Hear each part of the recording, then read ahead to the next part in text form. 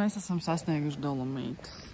Un mēs, protams, laika prognozē skatījāmies, lai šeit nelīst, taču nebijām iedomājušies, ka pašai gaisa temperatūrai arī ir milzīga nozīme. Mēs esam diezgan stipri nosaluši pa nakti, īpaši es, jo man vēl visādas zīdīšanas peripētīs ar Teodoru, protams, naktī. Uldis arī nosala, bet viņam bija jūras iedevis segu, kas ar elektrisko apsildi. Un, jā, kaut kā likās, vismaz tas rīts būs tāds siltāks, bet pat rīts ir tāds, ka prasās cepurumcīņas. Līdz ar to šeit ir paskaidrs skaisti, tad mēs saprotam, ka, ziniet, kā cilvēks plāno un visums izdara savas korekcijas, un acīm redzot, šis ceļojums mums tomēr nav bijis par Dolomītiem. Šis ceļojums mums bija par visu to pieredzi, ko mēs ieguvām pirms mēs šeit nokļuvām, jo mēs tiešām jau esam piedzīvojuši daudz paskainas brīžus.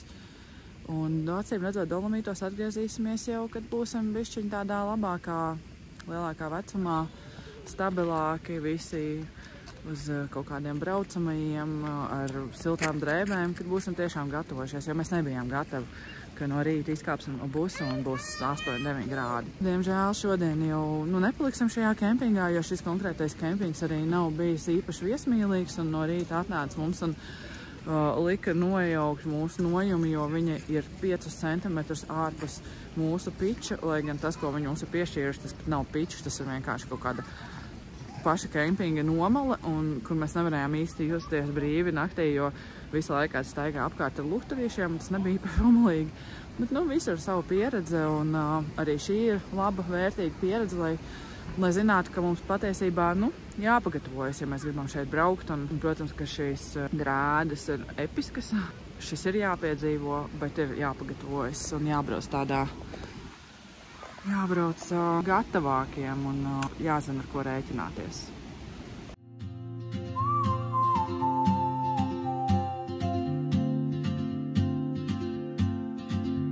She moves like a map with no borders, a whisper caught in the wind. Ko tu es tev pasaku? Pasaku paldies splitam, ka viņš ceļi tikko neizpūtā. Vestījām. Jā, vestījām. Kur mēs esam? Es nezinu. Es zinu vienkārši to, ka mēs pusstundu pirmo ātrumu zaļojām augšā kaut kādos 30 grādos. Trāki. Es nezinu, cik vēl augstu jālien līdz tam kempingam. Mans reāls sviedri augsti līst. Es nezinu, kā es jūtos šobrīd. Es gribu mājās, bet reāli, līšana augšā tā tikai pusbēda bija. Es ceru, ka tu zini to. Kāpēc? Es, ka braukšana lejā, arī ir slodzi uz bremzēm, kuras arī nav bezgalīgas. Es mēģināju lejā vismaz braukt ar ātrumiem, kaut kā ar ātrumiem bremzēm. Bet pagaidām viņš mums nepieviļ splitīs, vestīs. Bet tajā brīdī, kad visi striķi trūks, tad es nezinu, esmu bišķi pat tālu baldots. Man nav ko teikt. Bez komentāriem. Sveiciens, mēs esam Beluņo, tādā maziņā miestiņā, kempingā, kuru mēs izvēlējāmies, tāpēc, ka te ir milzīgs bērnu laukumiņš. Protams, futbola laukums, kur gan bez tā. Un apkārt ir skaista ainava. Un kempings ir pavisam no tādām labierīcību viedokļu pavisam vienkārši, ļoti vienkārši. Pēc atsauksmēm internetā Googlē es lasīju, viens sieviete bija rakstījis, ka tas bērnu laukumiņš ir amazing, bet ieejot toaletēs un dušās bija tā kā blast from the past, un es viņai pilnībā piekrītu, bet patiesībā no rīta ir tāda smuka austrumu saule, kas spīd tieši iekšā tajās koplietošanas telpās, un tur arī savu romantiku varēja noķert ar visu to, ka nav viss super jauns un super sterils. Bet jā, šis ir kārtējs kempings, kurā nav rotas papīra un rokas ziepju. Arī iepriekšējais tāds bija, bet iepriekšējā mēs ļoti ātri no viņa aizbraucām prom. Un tagad bišķiņ pastāstīšu atpakaļ. Mēs bijām Valtērā, pēdējie mūsu visi romantiskie kadri bija no Valtēras. Mēs pēdējā vakarā gājām staigāt pa pilsētiņu un ļoti izbaudījām to. Mums ļoti patika Toskāna. Un jāsaka, ka Vestīs busiņš Toskānas kalniņus izbrauca bez problēmām. un mēs to ļoti izbaudījām. Un tad mēs vienā dienā nolēmām, paskatījāmies laika prognozi, ka sola vēl tērā lietu, un nolēmām, ka ir laiks doties tomēr uz tiem Dolomītiem, jau tā kā uzņemt kursu uz māju pusi. Un vienā dienā mēs atbraucām līdz Dolomītiem. Tas bija ilgs un tas diezgan grūts brauciens, bet jāsaka, ka mēs ar Uldu nogurām vairāk. Uldas, protams, visvairāk. Bērni bija apbrīnojami pacietīgi. Es varu teikt, ka šo 3 nedēļu laikā viņi ir attīstījuši tiešām tādu prasmi pielāgoties un saprast, ka, ja mēs braucam, tad mēs braucam, kad mēs apstāsimies, tad mēs apstāsimies. Un, protams, tas nenozīmē, ka visu dienu nebija jāanimē, jābaro, jāzīda, jāapkalpo, jāizkliedē. Protams, tas viss bija, bet, ja mēs runājam par tādu gradāciju, ja, skalā no 1 līdz 10, tad ir, protams, tādi braucieni, kur ir grūtāki, un ir tādi braucieni, kur ir vieglāki. Un šis bija salīdzinoši viegls, lai gan mēs iekāpām mašīnā, pametām kempingu 10 no rīta un izkāpām otrajā nākamajā kempingā gandrīz pēc 8 vakarā. Man liekas, pat 7:40. Pēc ceļiem mums bija viena pusdienu pauzīt. Nepilns stundas, teikos 45 minūtes. Vienkārši šoseis Bāņu malā degvielas uzpildes stacijā atsildījām pēdējo babiņas ploviņu, kas mums bija saldētavā. Un jāsaka, ka tas mājas ēdiens ir īpaši noderīgs tad, kad ir tie pārbraucieni, jo ja jau ir tas brauciens pats par sevi ir pārbaudījums un grūti, un ja vēl ir jāpārtiek no kaut kādas uzkodveidīgas pārtikas, tad tas ir divi tik nomācoši. Bet ja ir iespēja apstāties un vienkārši šoseis malā degvielas uzpildes stacijā uzsildīt savu mājas ēdienu un paēst normālu ēdienu, tad tas visu uzreiz izmaina. Jo tā ir tāda mana pieeja, ko es attīstu un trenēju un praktizēju. Piemēram, ja ir kaut kas grūti, tad es mēģinu atrast kaut kādā citā lietā kaut ko, kas man ir svarīgi, kā sevi iepriecināt un neatlaist tā kā pilnībā tos grožus līdz galam vaļā, neiekrist pilnīgā upurī. Piemēram, ja tur bijis grūtāka nakts vai tur kaut kāds grūtāks pārbrauciens, vai es zinu, ka es neesmu vingrojis vairākas dienas, es neesmu mazgājis matus. Šodien izmazgāju, ja šī ir 3. reize, sākas 4. nedēļa un šī ir 3. reize, kad es mazgāju matus ceļojumā, tad es zinu, ka, piemēram, es ieguldu laiku un enerģiju un tiešām uztaisu sev tādas brokastis, kādas man nāk par labu, kādas man garšo, kādas man piepilda, kādas es zinu, ka man negribēsies pēc stundas jau atkal ēst, jo jāsaka tā, ka Itālijā, tā Itālijas virtuve, protams, Itālijā mēs vairāk bijām atlaiduši grožus un vismazāk gatavojām un vairāk staigājām par restorantēm un pizzerijām un želaterijām, bet jāsaka, ka tas ēdiens, mēs neēdam steikus, mūsu izvēle 80% gadījumā tāpat ir vairāk tāda augu valsts. Ja baltie milti, protams, nav tas, kas iedod tādu piepildījumu un garšas kārpiņas tas viens, bet tāds piesātinājums, piepildījums, tas, kas ir vajadzīgs, es nezinu, zārnu traktam, protams, ka tas nav. Līdz ar to, es te mēģinu izlīdzēties, kā varu brokastīs ar visādām grieķu jogurtu variācijām, lai vismaz ir kaut kādas olbaltumvielas un kaut kas, kas mazliet ir maigāks pret visu to gramošanas sistēmu. Bet tā bija tāda lieliska atkāpe par ēdienu, jo es zinu, ka daudz dāmas man uzdod jautājumus par ēšanu. Un es ticu, ka tā ir tēma, par ko mazliet palaust galvu šādu veidu ceļojumā. It sevišķi ir bērni, un sevišķi katram bērnam ir kaut kādas savas preferences. Viss, ko mēs darām kopā ar bērniem, tur ir bišķiņi tā kā, jāpiedomā vai ne. Un atkal domājot par bērniem, ir jāpiedomā pie tā, lai neaizmirst par sevi, jo tas visu laiku tā ir tāda balansēšana starp galējībām un savu tā zelta vidusceļa meklēšana. Lūk, mēs atbraucām uz Dolomītiem. Jā, pa ceļam mums bija viena tā pusdienu pauze un vēl Lidliņā sapirkāmies, lai mēs atkal varam gatavot ēst. Un Dolomītos bija ļoti augsts tajā kempingā, kur mēs atbraucām 8. Tur bija 10 grādi. Jā, 10 grādi. Naktī nokrita 8-7. Mēs pārsalām, bija diskomforts un tajā vakarā sildījāmies ar ceptiem kartupeļiem, cepām būsiņā vispār durvis. Tiklīdz kāds atvēra durvis, tā kāds cits teica, tais ātrāk ciet, nelaid siltumu ārā, nelaid augstumu iekšā. Tā. Jo, kā jūs teicu, mums tā autonomā apkurses sistēma, viņa ir nopirkta, bet viņa ir mājās, jo Lūdzu teica, mēs tur braucam uz Itāliju, kāda autonomā, bet, tā sanāca, ka tomēr viņi būtu noderējusi. Un tagad mēs zinām, ja mēs braucam specifically uz kalniem, uz Dolomītiem, tad mums ir jāņem pilnīgi cits drēbes līdzi, cits ekipējums līdzi. Likās, ka tiešām te būs tā vasarīgāk vai vismaz pavasarīgāk. Lūk, un tas kempings, kurā mēs palikām, to vienu nakti, kur bija ļoti augsti, kas bija diezgan augstu jau. Nu, netālu, salīdzinoši netālu no Cortīnas. Salīdzinoši netālu kartē skatoties, bet lai izbrauktu pa tiem celiņiem, protams, ka tas nebija priekš mums, tas nebija netālu. Jā, mums tur arī no tā visa stāfa bija jau tāds vibes, nevis tāds itālisks, bet es teiktu tāds austrisks. Pirmkārtām, lai tiktu uz Toldu bija, vismaz jābrauc ar velosipēdu. Un Toltē ar visu to, cik tur, dolomītu, bet atkal bez Toldu papīra un bez ziepēm roku mazgāšanai. Plus tev jāiet tik tālu, plus tur nav pat ziepes, ko nomazgāt rokas. Un sanāk, ka tu aizvelcies uz to Toldu, un tad tu vēl saproti, ka tev jāvalkās atpakaļ, lai, tā kā paņemt ziepes un Toldas papīru līdzi. Tas tā. Un Kronis pāri visam bija nākamais rīts, kas bija ļoti, ļoti grūts, jo, protams, ka izkāpt ārā no busiņa tajos 9 grādos, kas bija 9 no rīta, bija jāsaņemās. Mēs visi jau bijām tad bijuši uz adatām, un tad Kronis pāri visam bija viens kempinga darbinieks, kurš atnāca. Viņi mums iebāz tādā kempingā, pašā tādā nomalē galā. Un Kronis pāri visam bija, kad kempinga darbinieks atnāca un pateica, ka mums ir jāpabrauc 10 centimetrus atpakaļ, jo mūsu nojume ieiet 15 centimetrus jau nākamajā pičā, lai gan tur neviena nebija. Tur bija blakus 2-3 brīvas vietas, tur neviena nebija tāda kraujas mala. Un tas arī Uldim uzsita ļoti asini un ar visu to negatīvo rītu, kāds mums bija. Mēs vienkārši savācam manas un tinamies no šajienes, negribējās negatavot tajā augstumā, jo arī ūdens, protams, ko uzpildīja, bija ledaina augsts un viss bija slikti.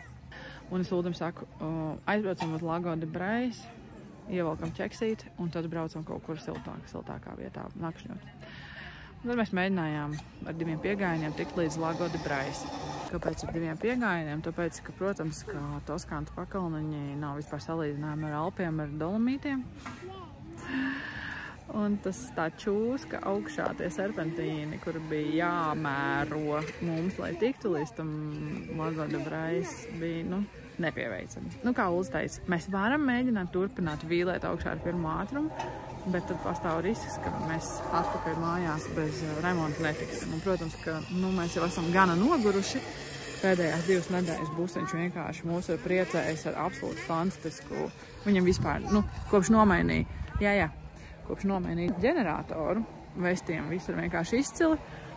Un neviens ar remontu riskēt negribēja. Un jā, Uldis pamēģināja vienu ceļu, tad nolēma viņu apbraukt un domāja, ka cits ceļš būs labāks. Ak, Dievs, ja jūs zinātu, ko mēs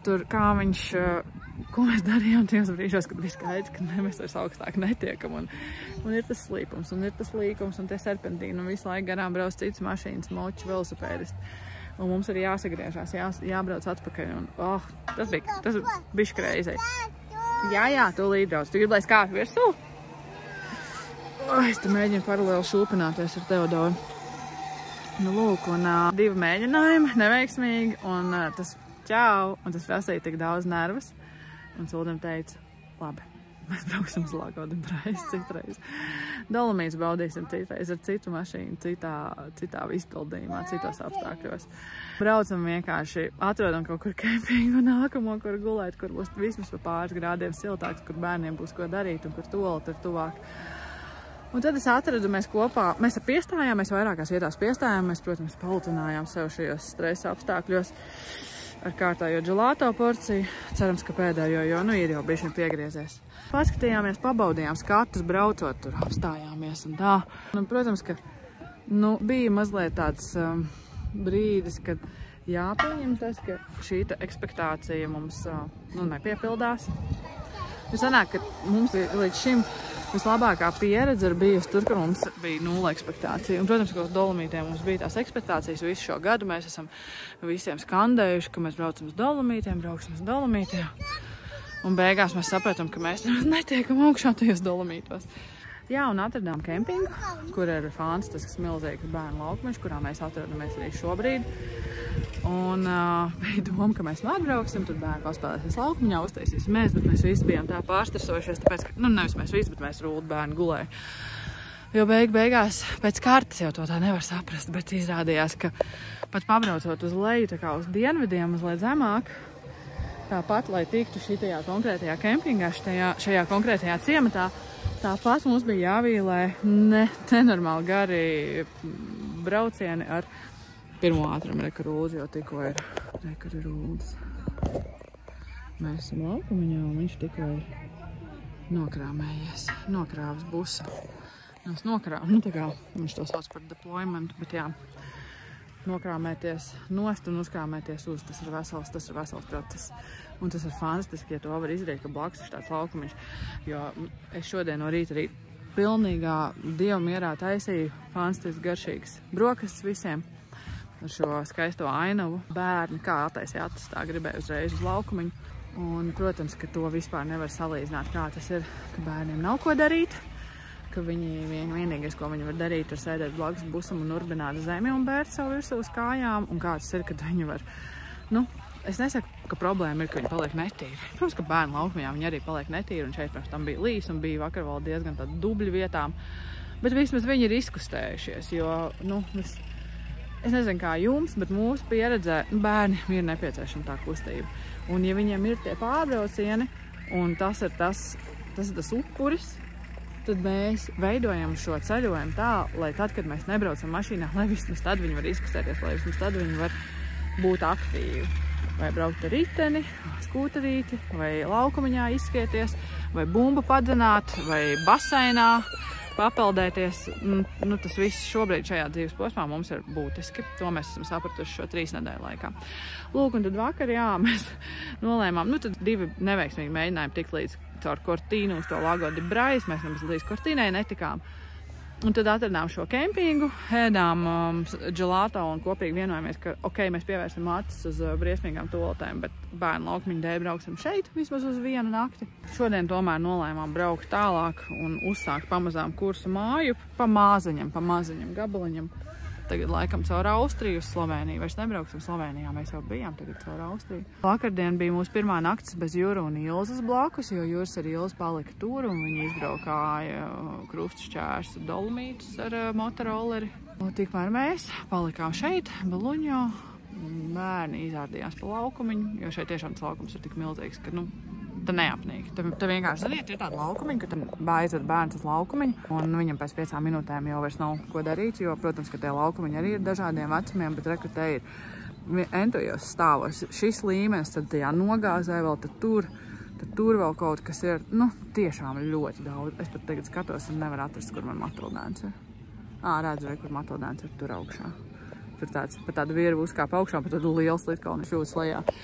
Protams, ka šis kempings arī pats laukumiņš nav pirmā svaiguma. Protams, tā kā es nesaku, ka šitas ir kaut kāds luksus un kaut kas, ko es varētu ieteikt. Bet mums šajos apstākļos, kādos mēs bijām, šis bija ļoti labs variants. Lūk, un tad mēs bijām domājuši, ka mēs atbrauksim mierīgi uz kempingu un tad pagatavosim ēst, bet mēs bijām tik, ziniet, tā mentāls tas nogurums no tā, ka mēs vīlējām to pirmo ātrumu un vienkārši visu laiku ik pa brīdim klusībā saskatamies, un kad bērni, protams, gulēja, mēs arī tur laidām bišķiņ mātes vārdus vaļā. Jo tiešām bija tā, ka tu tiec līdz tam vienam līkumam, un tu ceri, ka tūlīt būs vai vismaz vienmērīgs sagums vai lejā, bet viņš turpina vest tevi augšā. Un jāieliek bērns šūpolēs. Kā jūs teicu, mēs bijām domājuši, ka mēs gatavosim ēst mierīgi, bet mēs bijām emocionāli tik noguruši. Un tas stresa līmenis, Kulds teica, nē, šeit bija ļoti viesmīlīga uzņemšana, viesmīlīga saimniece, viņa mums visu pastāstīja. Pateica, ka tepat augšā ir pizzerija un ar visu mūsu lielo vilšanos tajā Itālijas virtuvē. Kulds arī teica, nē, lai bērni paspēlējās laukumiņā un uz 7 ejam, jo 7 pārsvarā varās vaļā. Uz 7 ejam. Daudziņi tos nedrīkst ņemt. Nē, tie nav mūsējie, tos nedrīkst. Liec nost. Nedrīkst. Kad Ulds arī teica, nē, ejam ēst uz restorantu. Tā kā mēs aizgājām, bez nekādām ekspektācijām, bijām paši pirmie. Un mums ļoti garšoja, brīnumainā kārtā bija fantastiski garšīgi, bagātīgi. Protams, iztērējām tik, cik mums izmaksā pilna bāka ar dīzeli ieliet, bet, viss tūlīt beidzās. Mums Itālijas brīvdienas. Mums ir lādiska pieēdienas, tagad gatavos. Draudziņai, tur pašam jākāpēs, tur nevar uznest. Tad ejam pa trepēm, ejam uz trepītēm, ja? Ejam uz trepītēm. Skaties, reku māsa šļūks. Māks tūlīt šļūks. Kur tad tāds šļūcamies? Diezgan augsts. Malā, Teodor! Jā. Interesants tāds izklaides šeit ir. Jā, kamēr es te stāstu, Uldis ir novācies, nokrāmējies un uzbraucis augšā, kur ir dušas, tur ir arī tā ķīmiskā stolitas iztīrīšana, izliešana, jo mums arī to vajag. Pēdējā laikā mēs tiešām arī daudz izmantojam, un jāsaka, ka tas, ka mums ir tas savs kampa potīs līdzi, tas portatīvais pods, tas ir neatsveram. It sevišķi ar maziem bērniem. Nu, tas ir neatsveram. Matildītē, tas ir bīstami. Viņš nokritīs tūlīt. Es taču teicu nesmērēties. Nāks jau pā. Jā, un tad, kad mēs atnācām jau no vakariņām, lauku viņš bija praktiski tukšs. Jo te ir tā, ka šo laukumiņu var nākt vietējie bērni par 1 eiro. Un kempinga bērniem, tur augšā ir tā kā pilsēta, un tur ir kempings, un tur ir kemperi, un tur ir kalni. Un kemperu iedzīvotāji, apmeklētāji var bez maksas nākt. Visi bērni bija jau prom, un mēs tiešām izbaudījām, te izrādījāmies līdz pat tumsai. Aizgājām mierīgi gulēt, jo, protams, ka tad, kad bērni ir izlikuši savu enerģiju, izskrējušies, tad viņi daudz mierīgāk var aiziet gulēt. Jo iepriekšējā dienā, kad mums bija tikai braukšana, viņiem vispār nebija, kur izskrēties, un ārā bija augsti. Mums bija ļoti grūts tas vakars, vienkārši Teodors tajā busiņā. Ļoti varēja just to, ka nav bijusi iespēja bērniem pienācīgi izkustēties. Un tas ir svarīgi. Arī vecākiem, lai vecāki varētu izbaudīt šādu veidu ceļošanu. Protams, ka tas nav par to, ka mēs tur tikai izdabājam bērnu, bet tas ir par to, ka mēs respektējam visu ģimenes locekļu pamatvajadzības. Tā kā mēs varam, mēs mēģinam atrast kompromisu, zelta vidusceļu visu ģimenes locekļu vajadzībām. Protams, ka pieaugušam cilvēkam ir krietni vieglāk pielāgoties, ka pieaudzis cilvēks pats izdara savu izvēli šeit būt, ja, un bērni šeit ir atvesti. Tā nebija viņa izvēle. Viņi šeit ir kopā ar mums, līdz ar to tas ir mūsu pienākums arī viņiem nodrošināt iespēju izpausties. Tā, un šobrīd mēs esam tādā diezgan nesaprašanā, jo man ir viens rakstu darbs, kurš man ir jānodod ceturtdien, šodien ir pirmdiena, šodien ir 4. augusts jau. Šodien Uldis paziņoja, ka laikam 3 nedēļas ir mūs griezti. Lai gan vēl tikko viņš teica, ka nē, ka viņš negrib mājās, bet nu jau arī Uldis grib mājās. Viņš arī šodien pamodās pēc tām 2 augstajām. Šodien īstenībā bija dažas grādus siltāk, un to nevarēja vispār salīdzināt. Bija daudz ciešamāk tā gulēšana, bet ar visu elektrisko segu Uldis šodien jūtās tāds mazliet kā apaugstējies un nevesels. Un līdz ar to es domāju, tas ir galvenais iemesls, kāpēc viņš arī tagad saka, ka grib mājās. Mēs esam nolēmuši nevis vēl nedēļu dzīvoties pa Dolomītiem un tad braukt mājās, bet pamazām jau uzsākt savu māju, jo ir bijis gana ilgs, garš un piesātināts mūsu piedzīvojums, un esam gatavi pa maziņam doties māju. Oh, traveler, you carry the sun.